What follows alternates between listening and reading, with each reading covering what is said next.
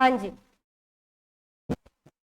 Next chapter we have theory of supply. हमने chapter किया था थ्योरी ऑफ डिमांड। डिमांड का मतलब क्या बताया था? Willingness of a buyer to buy a commodity. Demand में एक बायर की विलिंगनेस होती है, तो सप्लाई में सप्लायर की विलिंगनेस होगी। किसके लिए? To cell. डिमांड का मतलब क्या बताया था? जब आप पर्टिकुलर प्राइस पर पर्टिकुलर कमोडिटी की कितनी क्वांटिटी परचेज करने के लिए तैयार हो जाते। डिमांड बेसिकली क्या है? बायर की तरफ से बायर्स बिड है। जैसे ऑक्शन में बिडिंग करते हो ना, कि मैं इतने पैसे देने के लिए तैयार हूं, और वो आपकी डिमांड तभी पूरी होगी जब सेलर आपको वो चीज दे देगा। तो सप्लाई क्या होगा फिर? Sellers offer. क्लियर है? सप्लाई क्या है? सेलर ऑफर करता है कि मैं अपना प्रोडक्ट इतने रुपए में देने के लिए तैयार हूं। अगर आप उतना बिडिंग करोगे, ये मैच करेगा, तभी ट्रांजैक्शन पूरी होगी या बार्गेनिंग होगी, जैसे भी है। मतलब जितना प्राइस आप बिड कर रहे हो, उतना अगर सेलर उतने में देने के लिए तैयार है, तभी वो कमोडिटी या सर्विस आपकी होगी, अदरवाइज कैसे होगी? फिर वो डिमांड आपकी पूरी ही नहीं होगी। तो ये चीज क्वेश्चन पेपर में आ जाती है। डिमांड बेसिकली क्या है? बायर की तरफ से बिडिंग है, और सप्लाई क्या है? सेलर की तरफ से ऑफर। अब बिडिंग में तुम क्या कहते हो कि ये मेरी तरफ से मैक्सिमम प्राइस है कि नहीं? तो डिमांड में बिडिंग होती है, तो कौन सा प्राइस देते हो तुम? मैक्सिमम। और सेलर क्या कह के देता है? कम से कम, इतना तो लगेगा ही। तो सेलर की तरफ से ऑफर में क्या होता है? Minimum price. ये दोनों क्वेश्चन आपको याद रखने। क्लियर है? बायर की तरफ से बिडिंग, और बिडिंग में ऑलवेज मैक्सिमम प्राइस ऑफर किया जाता है। सप्लाई में सेलर की तरफ से ऑफर होता है, और ऑफर में मिनिमम प्राइस दिया जाता है। जहां पर ये प्राइस मैच करेगा, ट्रांजैक्शन आपकी क्या हो जाएगी? कंप्लीट हो जाए। अदरवाइज वो ऑफर ही रह जाएगा और वो बिडिंग ही रह जाएगी। डिमांड क्या बताया था? जरूरी नहीं कि आपने वो चीज एक्चुअल में खरीद ली। सिमिलरली सप्लाई का मतलब भी सेल नहीं होता। सप्लाई का मतलब ऑफर होता है, offer to sell. Supply actual sale में कब कन्वर्ट होगा? जब एक्चुअल परचेज होगी। एक्चुअल परचेज, डिमांड भी एक्चुअल परचेज नहीं है। तो actual purchase is equal to actual sale. ये कंसेप्ट अलग है, और डिमांड और सप्लाई कंसेप्ट अलग है। डिमांड तो सिर्फ आपने इतना, आपकी तरफ से ऑफर है कि मैं इतना दे सकता हूं, और सप्लायर की तरफ से ऑफर है कि मैं इतने में सेल कर सकता हूं। अगर वो आपकी दोनों की ऑफर, दोनों की नेगोशिएशन मैच हो गई, तो वो एक्चुअल परचेज और एक्चुअल सेल बन जाएगी। तब तक ना तो डिमांड एक्चुअल परचेज रहेगी, और तब तक ना ही सप्लाई एक्चुअल सेल रहेगी। यहां तक कोई दिक्कत? देखो क्या लिखा हुआ है supply. It refers to the quantity of commodity which is available for sale at a particular time and at given price। क्या लिखा हुआ है? which is available for sale। Supplier offer किसके ऊपर लगाता है? कुछ चीजों के ऊपर। सप्लायर के पास गोडाउन में बहुत सारी चीजें होती हैं, जिसको हम क्या बोलते हैं? स्टॉक। उसमें से जिसके ऊपर वो ऑफर लगाता है कि मैं ये प्रोडक्ट इतने में सेल कर दूंगा, वो क्या बन जाता है? फ्लो। और वो एक्चुअल में है क्या? सप्लाई। सप्लाई, सप्लाई के ऊपर तभी बोला ऑफर लगता है। जितनी उसके गोडाउन में चीजें हैं वो सारी की सारी अभी आपको सेल करने के लिए तैयार नहीं है। वो तभी सेल करेगा जब उसको अट्रैक्टिव प्राइसेस मिलेंगे, जब उसको लगता है कि मेरा प्रोडक्ट, इस प्रोडक्ट का इतना प्राइस मार्केट में मिल सकता है, उसकी वो क्या लगा देता है? ऑफर लगा देता है। और वो क्या बन जाता है? सप्लाई। तो supply is a part of stock. तो सप्लाई कौन सा कंसेप्ट हुआ? फ्लो। डिमांड और क्वांटिटी डिमांडेड भी कौन सा कंसेप्ट बताया था? Flow concept. सिमिलरली इसमें सप्लाई और क्वांटिटी सप्लाइड, दूसरा कंसेप्ट अभी करवाऊंगी, वो भी क्या बन जाएगा? फ्लो कंसेप्ट बन जाएगा। स्टॉक मतलब क्या है? सप्लायर की कैपेसिटी है कि वो कितनी चीजें बेच सकता है, और उसमें से वो वही बेचेगा जिसमें उसको क्या मिलेंगे? अट्रैक्टिव प्राइसेस मिलेंगे। तो सप्लाई स्टॉक नहीं है, सप्लाई क्या है? स्टॉक का पार्ट है। देखो पहले क्या लिखा हुआ है, अगली line, stock is the total quantity of commodity in the market with the seller, thus supply is a part of stock, it is different from stock। Stock मतलब टोटल कितनी क्वांटिटी आपके पास अवेलेबल है और उसमें से जितनी आप देने के लिए तैयार हो, दैट इज कॉल्ड सप्लाई। तो सप्लाई फिर कौन सा कंसेप्ट हो गया? Flow concept.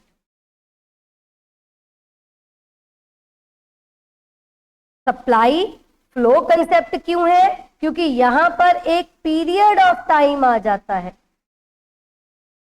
Period of time means, अभी मैंने बोला कि वो तभी सप्लाई करेगा जब उसको अट्रैक्टिव प्राइसेस मिलेंगे। उसके पास बहुत सारा स्टॉक है, उसमें से अगर किसी प्रोडक्ट का प्राइस 10 है तो वो 10 यूनिट्स देने के लिए तैयार है या 100 यूनिट्स देने के लिए तैयार है।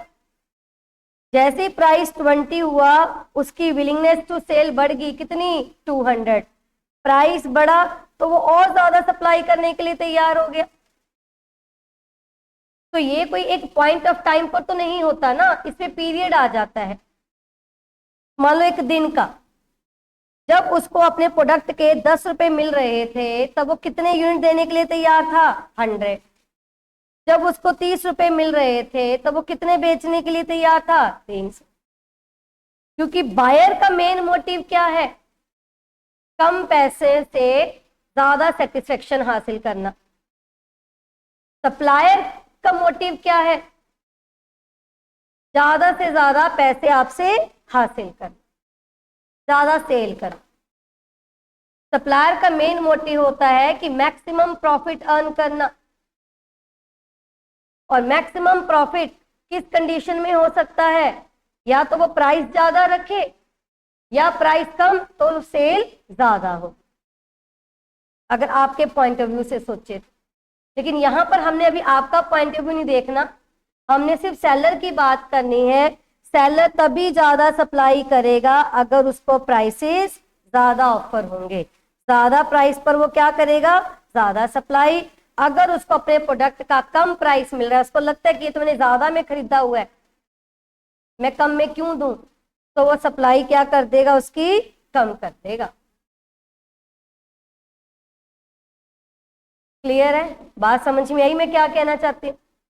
प्राइस और डिमांड के बीच में क्या रिलेशनशिप था? इनवर्स। क्योंकि आपके पास क्या है? Limited resources. आप कौन हो? Rational consumer. आपको पता है कि मेरे पास लिमिटेड रिसोर्सेज है, तो अगर प्राइस ज्यादा है आप डिमांड क्या करोगे? कम। और अगर प्राइस कम है तो आप डिमांड क्या करोगे? ज्यादा। ऐसा कौन कर सकता है? जो सोच समझकर शॉपिंग करता है, सोच समझकर परचेजिंग करता है, और वो कौन होगा? रैशनल। बताया था इरैशनल लोगों के ऊपर तो इकोनॉमिक सप्लाई नहीं होती। इरैशनल कौन? जिसको यही नहीं पता कि मेरे रिसोर्सेज लिमिटेड है, इसमें बच्चे आ जाते हैं क्योंकि बच्चों को नहीं पता होता, इसमें लुनेटिक इडियट्स आ जाते हैं, पागल लोग आ जाते हैं, उनकी भी समझ नहीं होती, इसमें ड्रंकर्ड पीपल आ जाते हैं जो नशे की हालत में होते हैं, वो भी जब शॉपिंग करते हैं उनको नहीं पता कि कितने में कोई प्रोडक्ट सप्लाई कर रहा है हमें और मैं कितने पे कर रहा हूं। इग्नोरेंट लोग इसमें नहीं आते। क्लियर? तो यहां पर प्राइस और सप्लाई के बीच में क्या रिलेशनशिप है जी? पॉजिटिव। प्राइस और डिमांड में क्या था? नेगेटिव। तो प्राइस और सप्लाई में क्या होगा? उल्टा होगा, दैट इज पॉजिटिव। पॉजिटिव भी बोल सकते हैं, डायरेक्ट भी बोल सकते हैं, डायरेक्ट एंड पॉजिटिव। इतनी चीज समझ में आई? आगे देखो जी,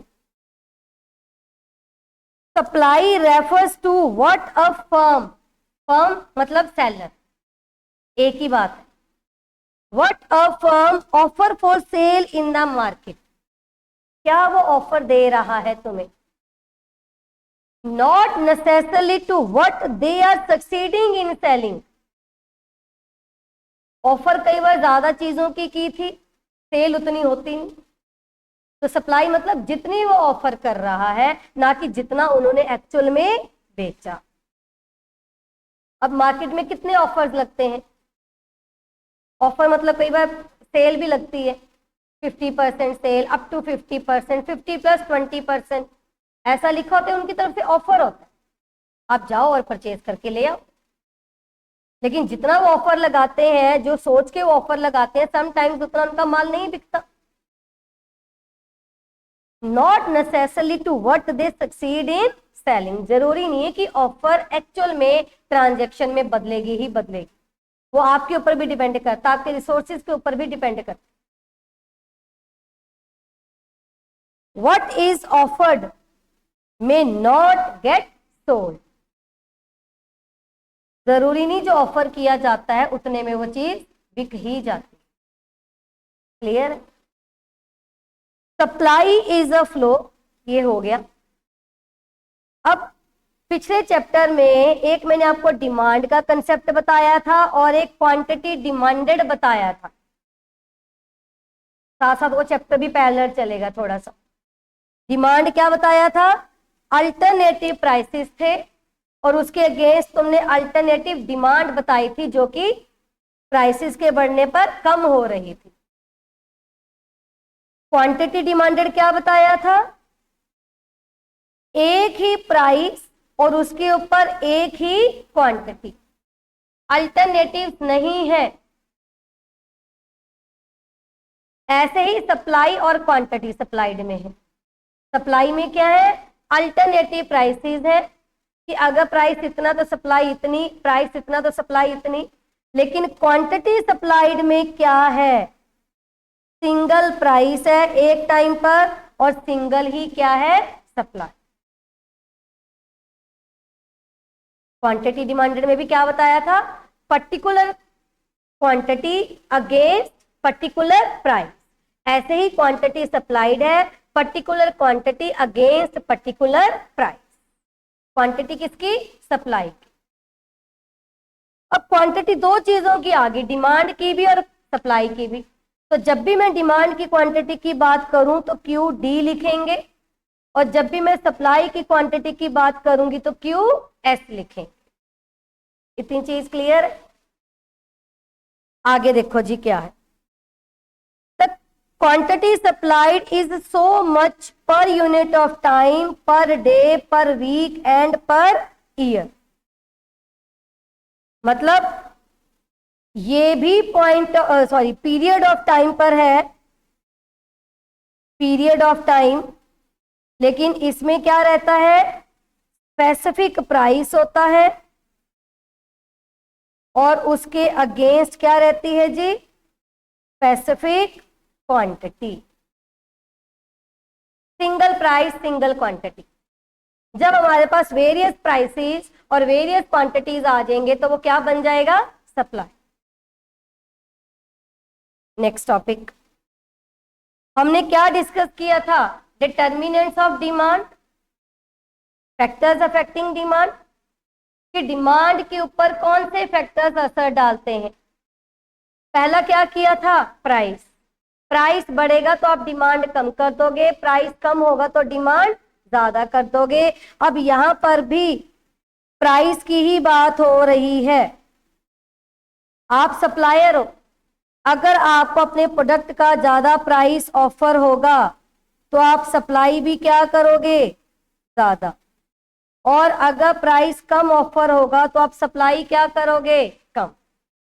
तो प्राइस और सप्लाई के बीच में क्या रिलेशनशिप है, पॉजिटिव।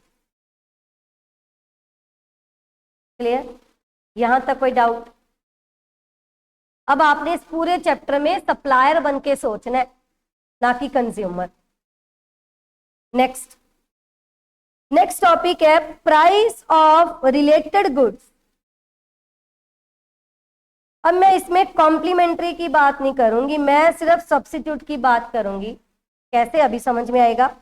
आप सप्लायर हो, आपकी दुकान में चाय भी बिक रही है और कॉफी भी बिक रही है।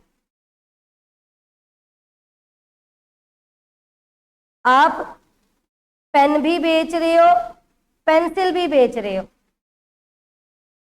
आप गुड़ भी बेच रहे हो, चीनी भी बेच रहे हो। जिसका प्राइस ज्यादा होगा उसकी सप्लाई ज्यादा और दूसरे की सप्लाई कम। अगर चाय का प्राइस ज्यादा ऑफर हो रहा है, मार्केट में चाय ज्यादा बिक रही है, ज्यादा बिकने के कारण प्राइस भी ज्यादा है, तो आप किसकी सप्लाई ज्यादा करोगे, चाय की। कॉफी की सप्लाई आप क्या कर दोगे, कम। मतलब कॉफी को आप ज्यादा ऑफर पे दोगे ही नहीं। अब सेलर क्या करते हैं, जिनके पास सब्स्टिट्यूट्स होते हैं, मान लीजिए मैं सन फ्लेम का गैस लेने गई, सन फ्लेम बर्नर लेने गई सन फ्लेम का, उसके पास ग्लेन का भी बर्नर है। अब कई चीजों में आपको पता है मार्जिन ज्यादा होता है, कई चीजों में मार्जिन कम होता है। लेने गई मैं सन फ्लेम का, दे दिया उसने मुझे ग्लेन। कैसे दे दिया, मुझे ये बोल के कि सन फ्लेम का भी है हमारे पास, लेकिन अगर मार्केट में 10% सन फ्लेम बिकता है तो 90% ग्लेन बिकता है जी। सन फ्लेम तो पुराना हो गया, ग्लेन में ये आ गया, मॉडर्न टेक्नोलॉजी आ गई, ऐसे आ गया, ऐसे आ गया। दिखाओ तो मैं आपको सन फ्लेम का भी दूंगा। सन फ्लेम का उनके पास 1 या 2 मॉडल और ग्लेन के 20-25 मॉडल। आपका माइंड इस तरीके से सेट कर देते हैं, क्या वही चीज परचेज कर लेकर आते। एक बार मार्केट में हीना मेहंदी लेने गई, मैंने कहा मुझे पता नहीं स्नेहा किसकी, नेहा कौन था वो ब्रांड था, मुझे उसकी मेहंदी दे दो। कहता जी पतंजलि मेहंदी बहुत बिकती है। सब्स्टिट्यूट हो गए ना ये दोनों, ब्रांड में सब्स्टिट्यूट हो गए। कहता अगर 10% नेहा स्नेहा बिकती है तो 90% पतंजलि ले रहे हैं लोग, ये हर्बल है, ये ऐसे है, ये वैसे है, चल अभी पतंजलि दे रहे। ऐसे ही करते हो ना आप लोग भी ऐसे इन्फ्लुएंस हो जाते हो। मतलब उसको जिसमें ज्यादा मार्जिन मिल रहा है वो उसकी सप्लाई क्या करेगा, ज्यादा। दुकान पर भी उसका स्टॉक ज्यादा रखेगा और जिसमें उसको प्राइस कम मिलेगा उसकी सप्लाई क्या कर देगा, कम। तो ये हो गया प्राइस ऑफ रिलेटेड गुड। इसमें क्या है, मैं वैसे डायग्राम बना के दिखाती हूं, आगे करेंगे भी। चाय का प्राइस सेम है, फिर भी उसने चाय की सप्लाई क्यों बढ़ा दी। अभी मैं कर्व नहीं बना रही, सिर्फ ये दिखा रही हूं कि चाय की सप्लाई बढ़ा दी, 10 से 20 कर दी। क्यों, क्योंकि उसका जो कॉफी सब्स्टिट्यूट है वो क्या हो गया, सस्ता। तो वो किसको ज्यादा बेचेगा, चाय को। कॉफी सस्ती होगी ना चाय के कंपैरिजन में, मतलब मार्केट में तो नहीं बिक रही, तो वो किसकी सप्लाई ज्यादा करेगा, चाय। जब कोई फेस्टिवल होता है ये सारे जितने भी सेलर्स होते हैं ये होली की प्रोडक्ट्स की स्टॉल लगा लेते हैं, ऐसे दिवाली पे पटाखों की स्टॉल लग जाती है। तब आप इनसे ना कोई और चीज लेने चले जाओ 2-3 दिन पहले, वो नहीं देंगे आपको। वो बोलेगा जी ऊपर रखी पड़ी है, वहां रखा पड़ा है, गोडाउन में है, निकालना पड़ेगा, अभी सीजन है।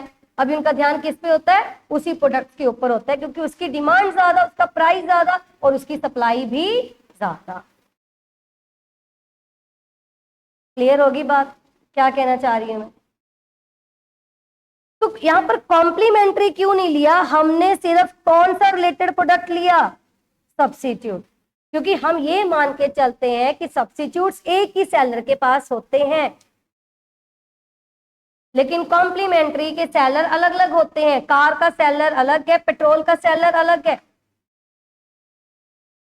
कार एंड पेट्रोल, अगर पेट्रोल का प्राइस बढ़ गया तो कार वाला क्यों कार की सप्लाई कम करेगा या ज्यादा करेगा? उसका तो अपना फंड है। यहां पर हम सिर्फ कौन सा प्रोडक्ट लेंगे? सब्स्टिट्यूट।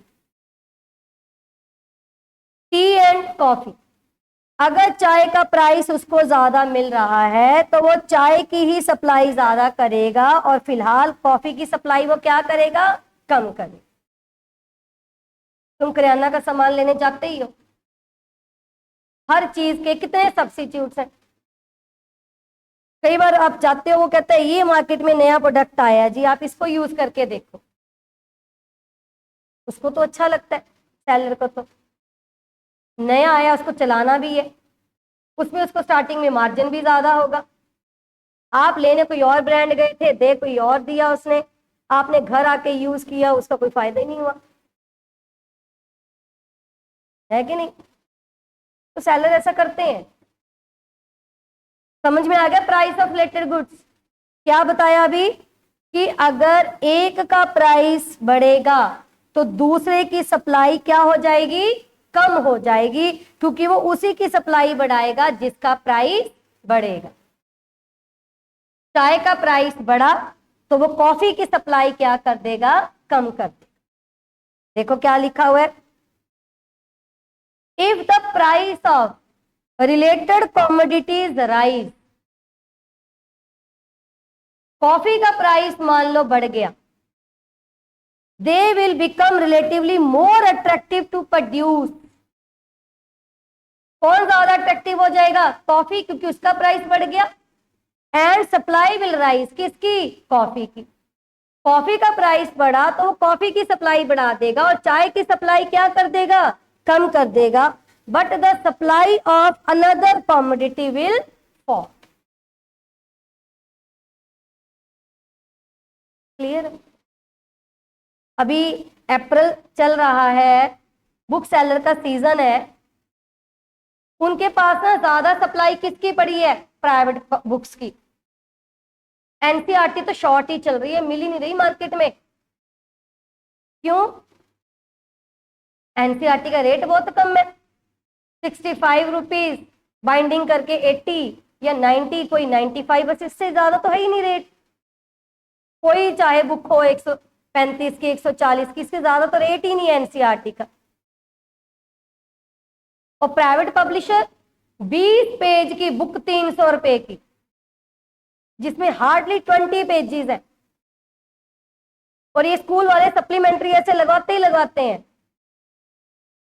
क्योंकि इसमें इनको ज्यादा फायदा है। वो कहते हैं अगर अपनी दुकान पे सारा एनसीईआरटी माल ही ला के रख लेंगे तो दुकान तो इसी से भर जाएगी, जगह इतनी कहाँ है। तो सप्लाई किसकी कम कर देते हैं? एनसीईआरटी। क्या बोल के? इसका स्टॉक है नहीं, पीछे से माल नहीं आ रहा। आते ही बच्चों को एनसीईआरटी नहीं मिलती, पहले 2-3 दिन ही नहीं मिलती, बताओ, बाद में तो चलो सब शॉर्ट होना ही होना है, घूमते रहो इधर उधर। प्राइवेट का स्टॉक नहीं कम होता, वो नहीं कहते ये बुक बाद में आएगी, कभी नहीं कहते, वो तो एडवांस में आ जाती है, उसमें ज्यादा मार्जिन है। अब ये तो है ही है। क्लियर है? तो एनसीईआरटी और प्राइवेट भी क्या हो गया? सब्स्टिट्यूट हो गया। नेक्स्ट, अब सप्लाई की बात हो रही है, सप्लाई करोगे तो कुछ खर्चे भी तो आपको पड़ेंगे। सप्लाई कर रहे हो तो मैं ये मान के चलती हूँ, आपने मान लो उसको प्रोड्यूस भी किया तो आप प्रोड्यूसर भी हो, जो प्रोड्यूसर है वो सप्लायर तो होता ही है, क्योंकि प्रोड्यूस करके वो सप्लाई तो करेगा ही। प्रोडक्शन करने के लिए उसको क्या चाहिए, कुछ फैक्टर्स चाहिए। फैक्टर्स क्या, चाहे आप सप्लायर हो चाहे आप अकेले प्रोड्यूसर हो, लैंड चाहिए आपको, काम करने वाले लोग चाहिए, लेबर, दुकान पर या फैक्ट्री में इन्वेस्ट करने के लिए क्या चाहिए, पैसा, कैपिटल, मशीनरी। लैंड के ऊपर आप क्या पे करोगे, रेंट। लेबर के लिए क्या पे करोगे, वेजेस। कैपिटल के लिए क्या पे करोगे, इंटरेस्ट। तो ये तीनों मिला के आपके क्या है, खर्चा। कई बार सप्लायर ये बोल के चीज देने से मना कर देता है, ये तो ना चीजें मैंने लानी बंद कर दीजिए, इसमें ना कोई आनी जानी नहीं थी, खर्चा बहुत ज्यादा पड़ता था, लोग इतने पैसे फिर देते नहीं थे। ये छोटे मोटे सेलर बैठे होते हैं ना गलियों में, ये कुरकुरे चिप्स टॉफियां लेके बैठे होते हैं, इनके पास, जो छोटे मोटे सेलर होते हैं, इनके पास ना कभी भी ब्रांडेड आर्टिकल नहीं होता, ना लेज मिलेंगे ना कुरकुरे मिलेंगे, और पता नहीं डायमंड, पता नहीं क्या क्या होते हैं वो, खुलजा सिमसिम, ऐसे ऐसी चीजें थी अजीब अजीब सी। आते हो तुम ऐसे पैकेट लेकर, है ना। इसमें ज्यादा मार्जिन है, लेस कुरकुरे में 50 पैसे का मार्जिन है, कोल्ड ड्रिंक में भी और ही अजीब अजीब से, जो हमने कभी नाम ही नहीं सुने, देसी से पता नहीं क्या होते हैं वो ड्रिंक, वो रखी बैठी, क्योंकि उन बॉटल में उनको ज्यादा मार्जिन है। ये 10 रुपए में इतनी बॉटल लीची जूस दे देते हैं, वो लीची का जूस होता है जो पिंक कलर का ढक्कन सा होता है उसके ऊपर, तुम कह के लीची जूस पी लेते हो, बताओ। लीची कितनी महंगी है, वो लीची जूस देंगे तुम्हें 10 रुपए में, सोचो। नहीं ना, तो क्या उसमें होगा, एक पैकेट 5 रुपए का, वो ये डायमंड का, खुलजा सिमसिम और पता नहीं क्या, 5 का तो तुम्हें दे रहे हैं, इनको वो एक्चुअल में 3.5 का आ रहा है। 1.5 रुपया उन्होंने एक पैकेट के पीछे कमा लिया, इनको आ रहा है कहां से, फैक्ट्री से। फैक्ट्री वालों ने भी कमाए होंगे 1 या 2 रुपए, तो पैकेट की मैन्युफैक्चरिंग कितनी है, 1 रुपया, 1.5 रुपया, 1.5 रुपए में तुम गंद खा रहे हो खरीद के, और ये फैक्ट है। ये मार्केट में जो सोया कटोरी कह के बिक रहे हैं ना, वो एक्चुअल में सोया की बनती ही नहीं, वो बनती चावल की है, चावल के नाम पर सोया कटोरी खा रहे, तभी वो इतनी सस्ती है कि नहीं। तो मेरा कहने का मतलब ये था कि अगर हमें खर्चे ज्यादा पड़ते हैं, हम उस प्रोडक्ट की सप्लाई क्या कर देंगे, कम कर देंगे। क्यों हम उस काम को पकड़े जिसमें हमारा प्रॉफिट ही नहीं है। अगर खर्चे कम मतलब प्रॉफिट ज्यादा, तो सप्लाई भी ज्यादा।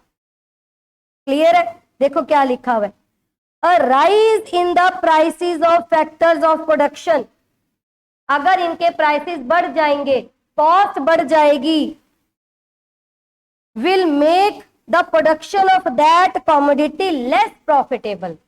उसकी प्रोडक्शन उनको फिर प्रॉफिट कम देगी, और अल्टीमेटली सप्लाई क्या हो जाएगी जी, कम। अगर वो इतना हेल्दी हेल्दी आपको खिलाना शुरू कर दें, तो वो तो फिर आपके वेलफेयर में हो गया ना, प्रॉफिट मेकिंग तो रहा ही नहीं। कह देते हैं हम तो बटर वाला कुलचा खा के आए हैं जी, बटर वाली पाव भाजी खा के आए हैं, बटर तो देख लो वो कौन सा यूज कर रहे हैं, न्यूट्री चॉइस, तो वो बटर होता ही नहीं, वो तो आटा सा पता नहीं क्या है, घर पे आके ना एक बार ले आए, रोटी पे परोठे पे लगाया, वो वैसे पिघल ही नहीं रहा जैसे अमूल और वेरका का पिघल, वो होता ही सस्ता सा। हर चीज के ऑप्शन अवेलेबल है। नूडल्स जो तुम बड़े मजे से खाते हो ना, कभी बर्गर में डलवा के, कभी प्लेट बनवा के, वो इतने इतने ना पैकेट भर भर के स्कूटर पे ऐसे साइड में टांग के, या एक पुरानी मारुति कार उसमें भर के लेकर आते हैं और ऐसे ऐसे जगह जगह पर बांटते फिरते हैं, 1 पैकेट 2 पैकेट 3 पैकेट। ये वो क्या है, काट क्या बनता है एक, तो नाम ही भूल जाती हूँ चीजों के। स्प्रिंग रोल, स्प्रिंग रोल की भी शीट बनी बनाई आती है ऐसे लेयर में, पैकेट्स में, पता नहीं कितनी पुरानी, उसमें अंदर माल भर के कटी फटी सब्जियां सी आपको खिला के तल के दे रहे, बताओ, और आप वो मजे से खाते हैं। सबसे गंदी चीज मोमोज, सबसे गंदी। मैदे के, कच्चा मैदा तुम्हें खिला रहे हैं, आटे के खा लो, इससे अच्छा तो आटे के भी बनते हैं, लेकिन वो हमने खाने ही मैदे के, वो अंदर जाके कैसे भी नहीं पचता, फैट बन जाता है बस उसका, और कुछ नहीं, सीधी सी बात है। ये तो है ही, ये तो पता नहीं किसने शुरू कर दिए। ये सारा खाना बाहर से आ रहा है, बाहर के लोग कितने मोटे होते हैं, और आपा भी वही खा खा के फिर डाइटिंग करते फिरते हैं, फिर जिम ज्वाइन करते हैं। अगर ये चीजें नहीं खाएंगे तो जिम वालों को तो काम ही बंद हो जाएगा। प्रोटीन पीना शुरू कर देते हो, ये खाते हो, सप्लीमेंट्स लेते हो, है ना, डबल ट्रिपल खर्चा हो गया हमारा। तो सप्लायर तो इसी के लिए बैठे हैं, उनको तो काम चल रहा है। पार्क जाते हैं, पार्क में आते हैं लोग सैर करने के लिए, पहले 1 रेडी थी 2 रेडी थी, अब 10 रेडी लग गई। लोग पहले वहां गोलगप्पे खाते हैं, मोमोज खाते हैं, ड्रैगन रोल खाते हैं, फिर अंदर 10 राउंड लगा के आ जाते हैं। उसका फायदा क्या, फायदा क्या उसका, है ना। चलो आगे देखो, कॉस्ट का समझ में आ गया क्या रिलेशन है सप्लाई के साथ। कॉस्ट बढ़ेगी तो सप्लाई क्या होगी, कम, और कॉस्ट अगर कम होगी तो सप्लाई क्या होगी, ज्यादा। सब्स्टिट्यूट प्रोडक्ट अगर महंगा होगा तो दूसरे प्रोडक्ट की सप्लाई क्या होगी, कम। अगर खुद का प्राइस ज्यादा होगा तो उसी की सप्लाई क्या होगी, ज्यादा। अब ये 3 बातें बताएंगे। Next, technology. तुम कोई टेक्नोलॉजी यूज करके ही प्रोड्यूस करोगे। अगर तुम्हारी टेक्नोलॉजी एडवांस है, एडवांस टेक्नोलॉजी का मतलब क्या है, खर्चा कम, वेस्टेज कम और प्रोडक्शन ज्यादा, तो सप्लाई भी क्या होगी, ज्यादा। एडवांस टेक्नोलॉजी में सप्लाई ज्यादा। और अगर आपकी टेक्नोलॉजी पुअर है, poor technology means more cost, खर्चे ज्यादा, क्यों, क्योंकि वेस्टेज ज्यादा, और उस केस में सप्लाई क्या होगी, कम। टेक्नोलॉजी का पॉजिटिव रिलेशनशिप है, एडवांस टेक्नोलॉजी सप्लाई ज्यादा, पुअर टेक्नोलॉजी सप्लाई कम। नेक्स्ट आ गया जी गवर्नमेंट पॉलिसी। ये जो गवर्नमेंट पॉलिसी है ना, ये तो डिमांड के ऊपर भी अप्लाई होती है। कैसे, सरकार की पॉलिसी मींस, गवर्नमेंट पॉलिसी का दूसरा नाम है जी फिस्कल पॉलिसी, तुम नेक्स्ट बुक में करोगे। और इसको क्या बोलते हैं, बजटरी पॉलिसी। रिलेटेड टू, किससे रिलेट करती है, public expenditure and public, fiscal लिखा हुआ है जी, पब्लिक एक्सपेंडिचर एंड, अगर मैं इतना जचा जचा के लिखने लगी तो बहुत टाइम लगेगा। Public expenditure and public revenue, लोगों के ऊपर खर्चा और लोगों से ही पैसा लेना। पब्लिक रेवेन्यू मीन्स पब्लिक से इनकम किस फॉर्म में होगी, टैक्स। पब्लिक के ऊपर खर्चा कैसे करोगे, कोई ऑफर देके, कोई सब्सिडी देके। तो मेनली हम इसमें सिर्फ अभी इस बुक में 2 ही चीजों के ऊपर बात करेंगे, एक टैक्स और एक सब्सिडी।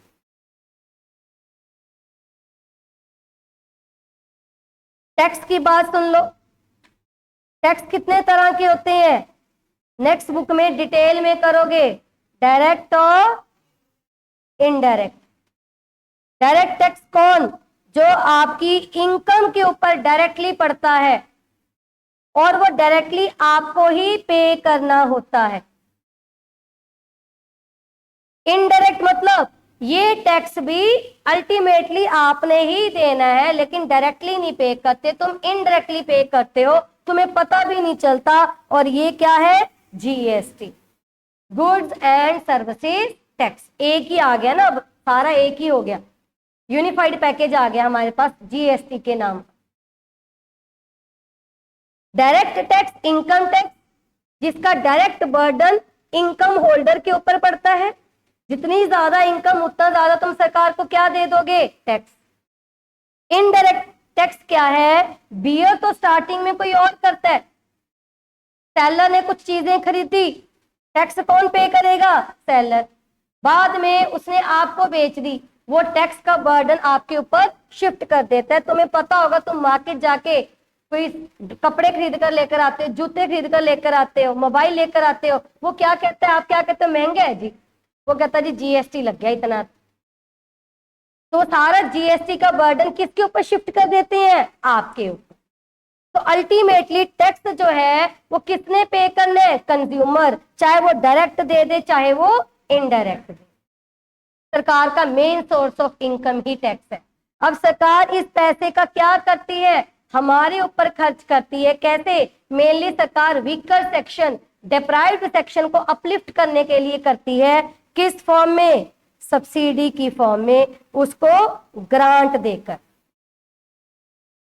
अब मैं आपसे एज अ बायर पूछती हूं, जितना ज्यादा सरकार आपके ऊपर टैक्स चार्ज करेगी उतनी आपकी डिमांड क्या होगी? कम, क्योंकि टैक्स लगने से चीजों के रेट बढ़ जाते हैं। और जितना सरकार आपको किसी प्रोडक्ट के ऊपर सब्सिडी देगी उतनी आप उसकी डिमांड क्या करोगे? ज्यादा। अब जैसे सोलर सिस्टम है, सरकार रिकमेंड करती है कि आप हर घर में सोलर लगवाओ, क्योंकि डोमेस्टिक यूज के लिए सोलर के ऊपर सरकार आपको क्या देती है? सब्सिडी। कमर्शियल यूज के लिए नहीं देती, सिर्फ डोमेस्टिक घर पे लगाने के लिए देती। हमने लगवाया तो हमें कोई सब्सिडी नहीं मिली, क्योंकि हमारा कौन सा यूज है? कमर्शियल। घर पे लगवाते तो 80 to 90,000 हमें क्या मिलता? सब्सिडी। सिलेंडर आते हैं घर पे, उसके ऊपर भी क्या मिलती है? सब्सिडी। आज तो सिलेंडर ही नहीं आ रहे, वैसे अगर आते हैं तो सब्सिडी मिलती। अब यही इफेक्ट सप्लायर के ऊपर है। सरकार ने तो इनकम कलेक्ट करनी है, प्रोड्यूसर के ऊपर, प्रोडक्शन के ऊपर क्या लगा देगा? टैक्स। मोर प्रोडक्शन, जितनी ज्यादा प्रोडक्शन करोगे तो आपको क्या देना पड़ेगा? ज्यादा प्रोडक्शन टैक्स देना पड़ेगा। क्लियर? जिसको हम क्या बोलते हैं? Excise duty. एक्साइज ही बोलते हैं ना? हाँ, ठीक है जी। एक कस्टम होती है, वो तो एक्सपोर्ट इंपोर्ट के ऊपर हो गया, ये एक्साइज हो गया। प्रोडक्शन टैक्स, अब आप बताओ, जितनी ज्यादा प्रोडक्शन करोगे उतना ज्यादा अगर आपको टैक्स देना पड़ गया तो आप एनकरेज हो जाओगे कि डिस्करेज हो जाओगे? डिस्करेज। तो आप प्रोडक्शन क्या कर दोगे? कम, क्योंकि आपका तो मेन मोटिव यहां पर क्या है? प्रॉफिट अर्न करना। प्रॉफिट आपका क्या हो जाएगा? कम। और अगर सरकार आपकी प्रोडक्शन के लिए आपको subsidy they, subsidy for production, सरकार कहती है कि आप इसकी प्रोडक्शन ज्यादा से ज्यादा करो, क्योंकि सरकार को लगता है कि ये प्रोडक्ट लोगों के वेलफेयर में है। और जो लोगों के वेलफेयर में है वो आप क्यों प्रोड्यूस करोगे? आप तो अपना वेलफेयर देखोगे।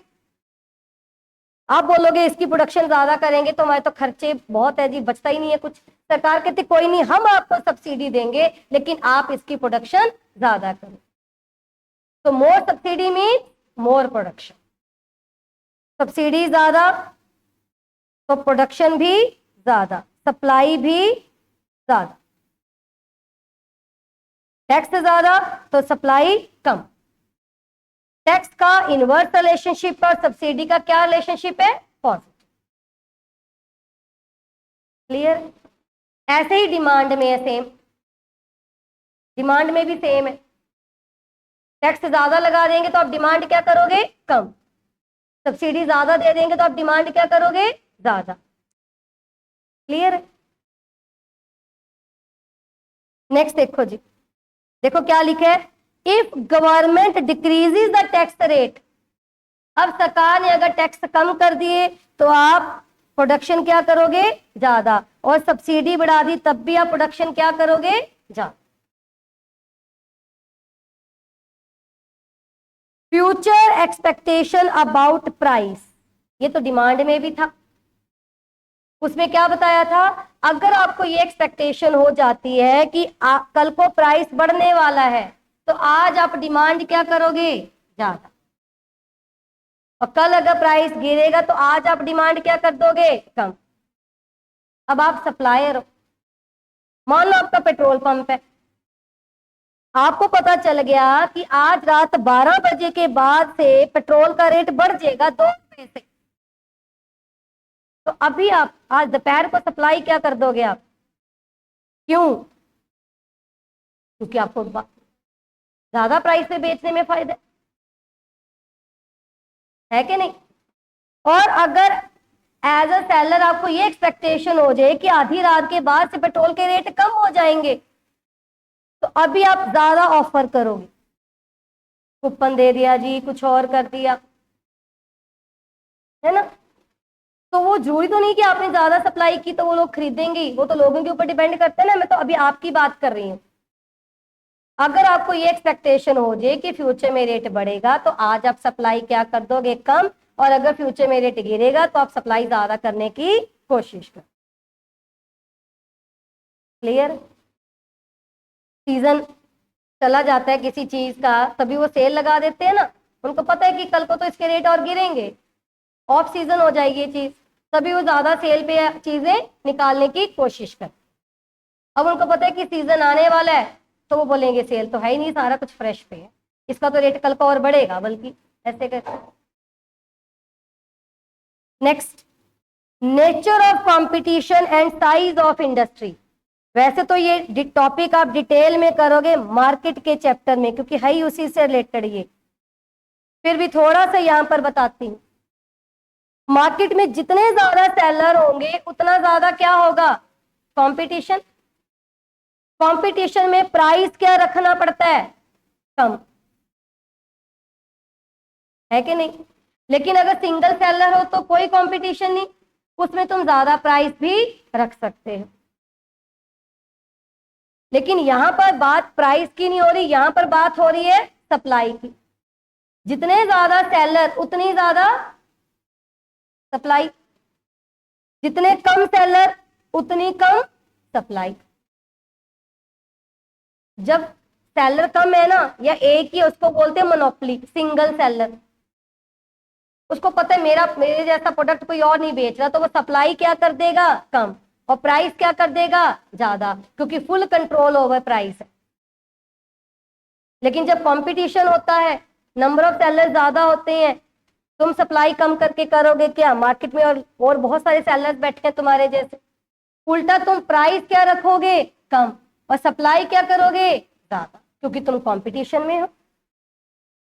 जितने ज्यादा सेलर्स उतनी बड़ी क्या हो जाती है, इंडस्ट्री, क्योंकि ग्रुप ऑफ फर्म्स और group of sellers is equal to industry. Industry greater than firm.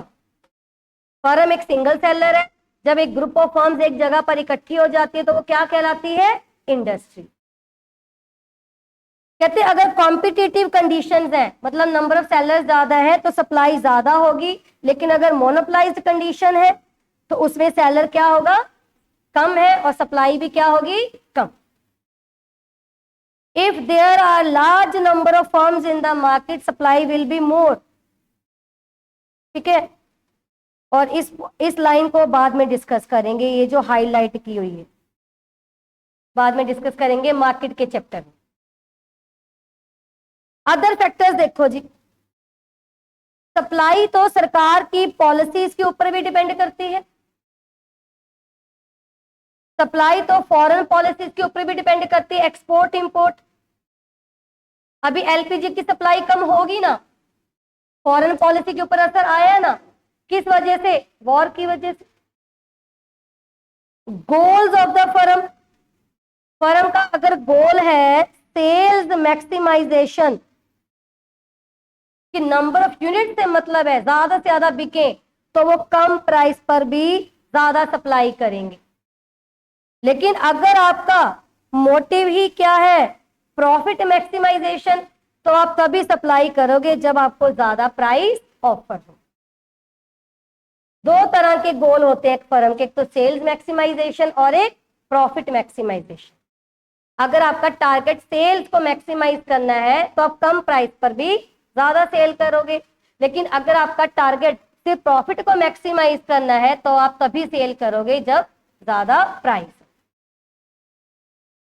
अगर आपके पास इंफ्रास्ट्रक्चर फैसिलिटीज अच्छी हैं, प्रोडक्ट को स्टोर करने के लिए गोडाउन है या रेफ्रिजरेटर फैसिलिटी है, प्रोडक्ट को सप्लाई करने के लिए, डिस्ट्रीब्यूट करने के लिए नेटवर्क अच्छा है, सड़कों का नेटवर्क अच्छा है, कम्युनिकेशन चैनल अच्छा है, बैंकिंग फैसिलिटी अच्छी है, तो सप्लाई क्या होगी, ज्यादा। अगर ये सारी फैसिलिटीज पुअर है तो आप ज्यादा प्रोडक्शन करके करोगे क्या, स्टोर कहाँ करोगे, बेचोगे कैसे, तो सप्लाई ऑटोमेटिकली क्या हो जाएगी, कम। अगर आपका प्रोडक्ट ऐसा है जिसके ऊपर नेचुरल कंडीशंस बड़ा असर डालती हैं, वेदर, इस मौसम में चीज नहीं बना सकते जी, खराब हो जाती है जल्दी, तो उसकी सप्लाई क्या होगी, कम।